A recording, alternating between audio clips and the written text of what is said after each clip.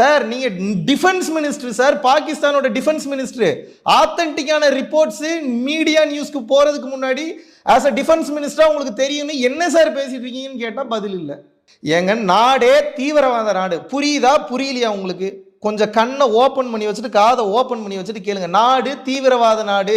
பாகிஸ்தானுடைய இராணுவத்தினுடைய மறைமுகமான அமைப்பான லஷ்கர்-இ தொய்பாவானது அப்படித்தான் சொல்லணும். ஏன்னா தீவிரவாதிகள் செத்ததுக்கு அப்புறம் பாகிஸ்தானுடைய ஆர்மி கண்டோலன்ஸ்க்கு போயிருக்காங்க.